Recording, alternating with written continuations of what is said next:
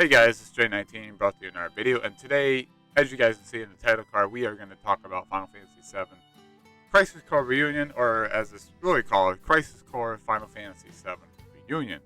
This is my official, no BS review of the game. I played a little bit on stream. I played the rest of it off stream. I got so busy with the holidays and stuff, so I wanted to take some time, play the game, just enjoy it, get my get my honest opinion about it. So if you guys want more reaction videos or reviews, if you guys want more Crisis Core Reunion, I don't know if I'll do much more videos on that. But if you guys like the type of content I do, feel free to subscribe if you're new, hit the bell notification so don't notify if I live or upload my next video. With that said, let's get right into it. The first thing I want to talk about is the overall gameplay. Going in, I knew they redone the gameplay. They made it a lot better than Crisis Core PSP. And my goodness, I haven't played the original, but this gameplay, it took a little bit to get used to, but once I got used to the combat, it is absolutely amazing. It's just, it feels like remake, but it doesn't feel like remake. It's not exactly the same. And it's just, that's number one I want to talk about. The combat in the game, build pull off sick combos, like special abilities and the magic and dodge and block and stuff like that. I thought it was pretty sick.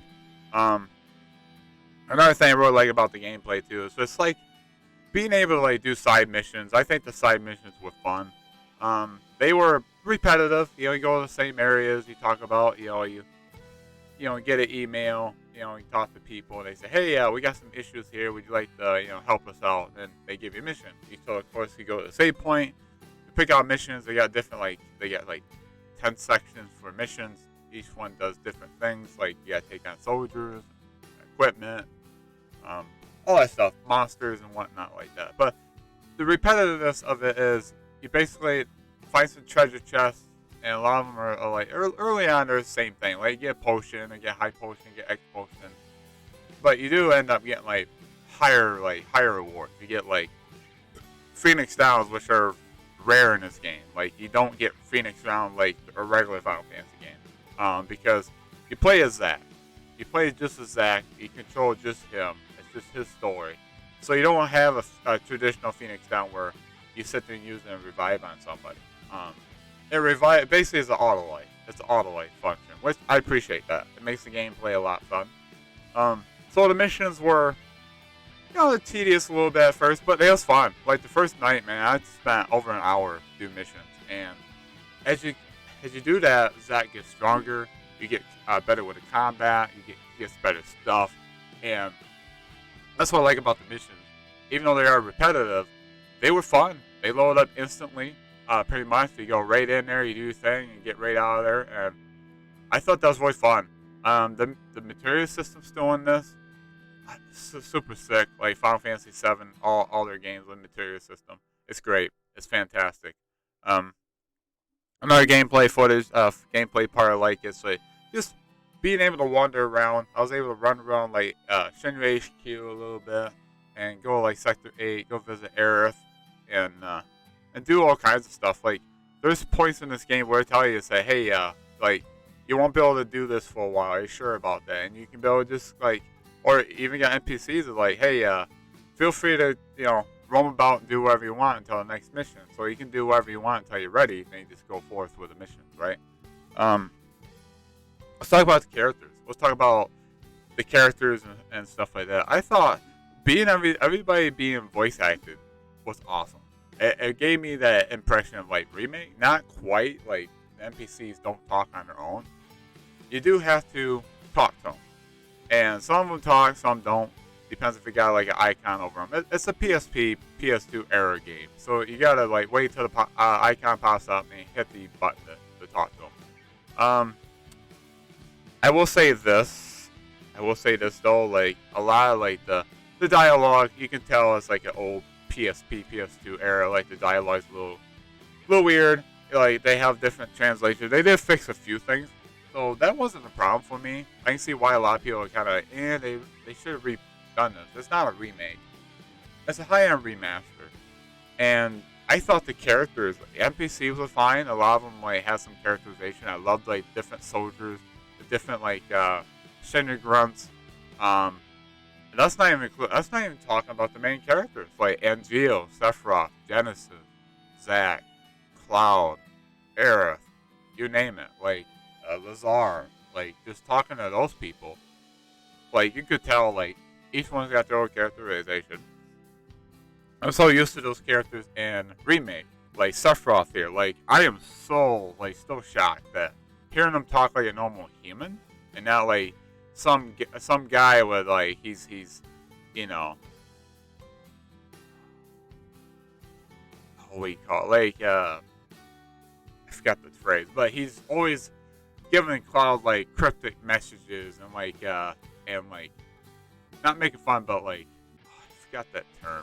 But anyways, it's just like him being normal before the incident. I got a little bit of a cold, so bear with me here. Just Zack, the main character. Let's talk about him next because you get to play as Zack. This whole story's about him, and I was like, Zack's cool and all. He looks cool, but like I don't really know what his character's about. Like I heard, I played the original game back in the '90s, and I played it over and over and over. So I kind of knew who Zack is. Like Zack is, spoilers. Zack is the soldier that goes with Sephiroth and Nibelheim. But it's like, and Cloud tells his perspective. So it's like, okay, so I need to find out who Zack is all about. Find out what kind of character he is. Why everybody loves this guy. Like, why is everybody choosing Zack over Cloud? Like, I knew about Zack and his demise at the end of Crisis Core. Like, he gave his life to protect Cloud. And he's like trying to just get Cloud to Midgar. He wants to see Aerith. And it's just like, wow. Just this whole game, like, just growing to like Zack and find out who he is. And see him grow as a person over the time skips. It's like this guy is absolutely amazing. Like I really like his character. Angeo, his mentor. Let's talk about him next. I think Angeo was interesting, right? I know that with the PSP and the PS2 era dialogue and that, like a lot of people don't really care about Angeo. Like they figure, well, he just like there's nothing interesting about him. He done something bad. He joins like Genesis and the world domination and all that. And I'm not gonna go like too much spoilers territory. I don't want to spoil the story much, but you guys probably get the gist of it. A lot of you know what Crisis Core is about. If you haven't, I do recommend you guys playing this game. Since the PSP version is kind of hard to do nowadays without cheating the system and stuff like that, or getting the PSP. But yeah, I think Angeo was amazing mentor. I really liked his characterization. It's just him and Zack. Like Zack's like trying to look up to him. It's like then like throughout the game, Zack starts questioning things. It's like, what's wrong with you people? Like, why are you so crazy? Like, come on. Like, why is Soldier so crazy? Because he's in a soldier. He looks up to these guys, right? And everybody's like goes nuts. And like let's talk about another character. Let's talk about Genesis next. Like Genesis, like. He's nonstop talking about Loveless, right? That's his whole character is about Loveless this and Loveless that. And he believes in the Loveless. He thinks Loveless is like telling like it's like a prophecy. He thinks that Loveless is all about like Angeo himself and Sephiroth, like only like 2 out of 3, or will become like they have to like battle it out in the end. And all that, and Genesis wants to be that hero. He wants to be the hero of Loveless. Like the person Loveless is, apparently there's like a damsel in distress. I don't know. Like the hero's supposed to come in, like save him, supposed to battle, like form a best friend and like find out who the true hero is. I don't really know much about Loveless, but other than the fact that Genesis is all about Loveless. He reads Loveless and like Sephiroth goes, oh yeah. It's like I remember that chapter, and Angeo knows. They're best friends in real life. Like, Angeo, Genesis, Sephiroth are best friends. And Zack's like the 4th soldier. Like, he's trying to fit in. He's trying to become first soldier. That's Zack's deal, right? And so he looks at these two characters, at least Genesis, like, what's wrong with you, man? Like, stop. Like, shut up. Like, stop. Like, just stop being weird. Stop. Be normal. Zack's not normal, by the way. He wants to be a hero. He's like, like he's over the top. Like he wants to be like a hero. He wants to, be good as Angio, wants to impress people, and he's an overall good guy. Like, he's not crazy over the top like Genesis and Angio and them. But like Genesis, like, it's just I like Genesis, and I see why people find him annoying. Like, don't really like his characterization, how he's like, he feels forced at times, especially like in the later half of the game. Like people say he ruined a certain scene. Which again, I won't talk about spoilers, but I will talk about my impressions of the story, which is next. I think the story of this game is incredible. I loved every single moment of it. Just when I first started out, just knowing how Zack is, he's like this gun ho. He wants to be a hero. He wants to prove himself. And then after you do a few missions and things go wrong, like, and something happens to Angio, which I'm not going to spoil it, but he ends up with a Buster Sword. And you guys are wondering, okay, so that's how Zack gets the Buster Sword. He gets it from Angio. Angio hands it to him. It's like, you're my legacy now. Remember what I taught you, and yada, yada, yada. And it's getting to the point where I was like, man, this game is getting good. It's getting really super good. It's just, once you get that Buster Sword and introduce like a new, that's another gameplay mechanic I forgot to talk about. It's a Buster Sword. It's got a proficiency rating on it where the more you use the Buster Sword, the more proficient you will be, and more like, you know, Zack's able to do more damage and stuff like that. And it's like, man, that's so sick. Like, being able to, like, you can change like a stance where he goes like this, and you can like block, like you guard, you take less damage, and you can do like a massive like heavy, and you feel it. You feel the heavy damage, like it's a heavy hit. You feel it. You feel the weight of the Buster Sword. I don't know how to explain it, but like I felt it in my hands. I felt it every time I went in that mode. I felt the weight of the sword. It was like, wow, this is incredible. Like they use a lot of you know, nudges and you know, not hints, but like nudges, like a little bit of, like, assets for Rebirth. I'm not Rebirth, but Remake. And once I got the Buster Sword and seeing Zack like time skipping that, like, man, this is getting good. And I tell you what, the story in the second half, like just seeing Zack grow and just like he's got the Buster Sword, it's just him and Sephiroth. And like Sephiroth goes, hey, we got to go to Nibelheim and all this, and like, and Cloud goes with. Okay, you meet up with Cloud. I forgot to talk about Cloud, and I tell you what, the voice actor of the game has got to be Cody Christian. So shout out to Cody Christian.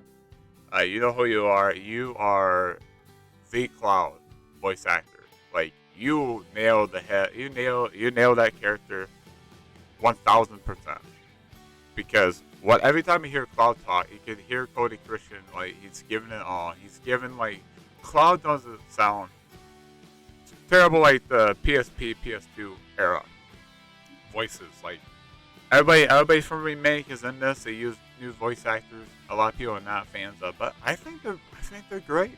I think they're great. And Cloud was fantastic. Just seeing who Cloud really is.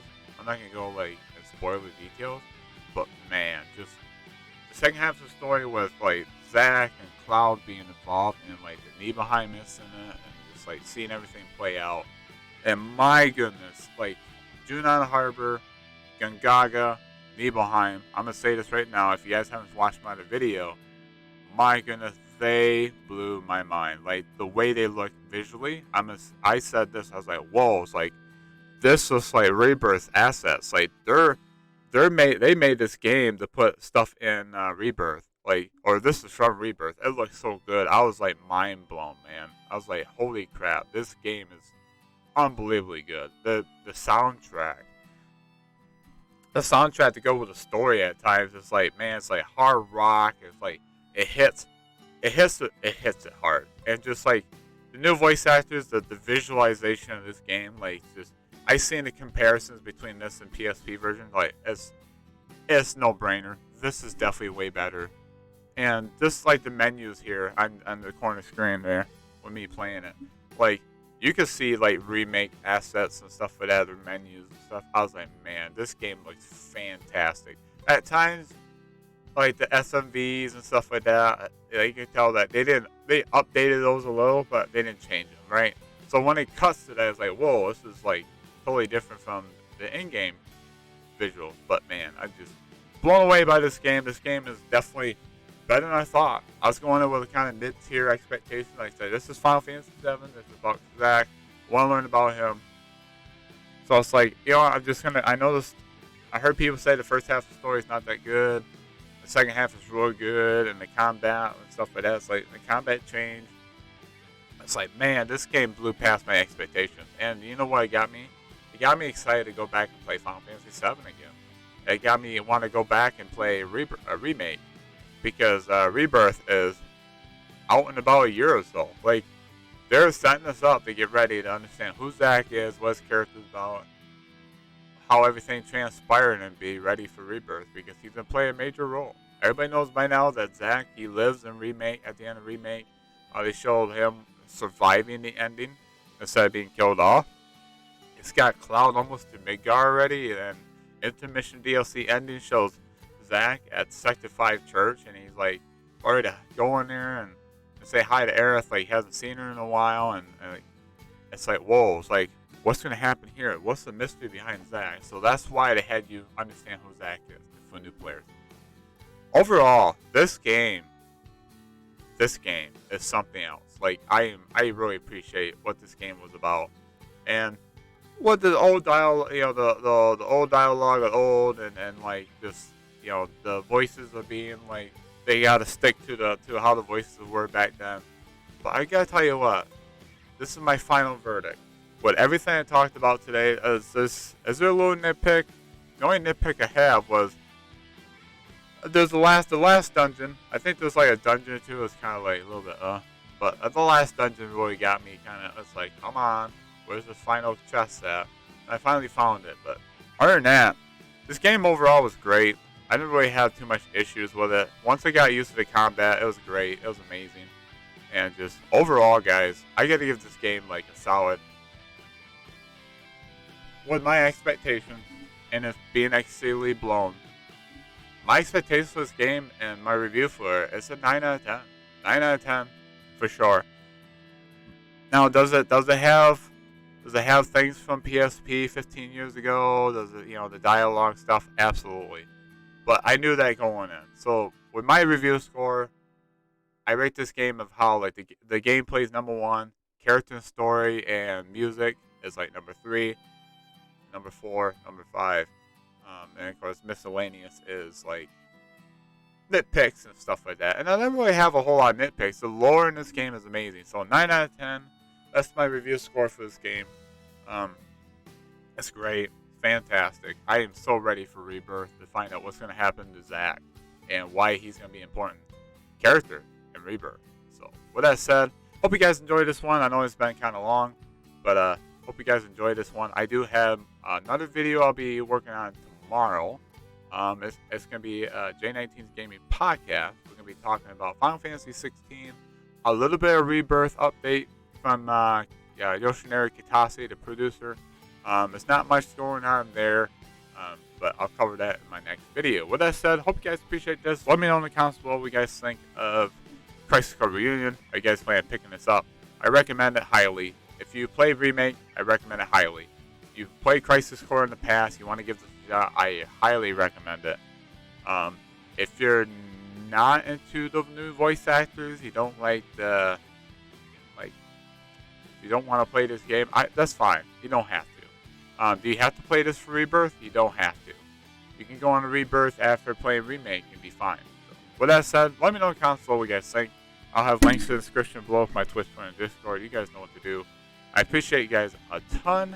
And with that said, I'll talk to you guys in the next one. And be safe out there. Be nice to her. I hope you guys have a wonderful holiday. Hope you guys have a wonderful day, wonderful night. With that said, I'll talk to you guys in the next one.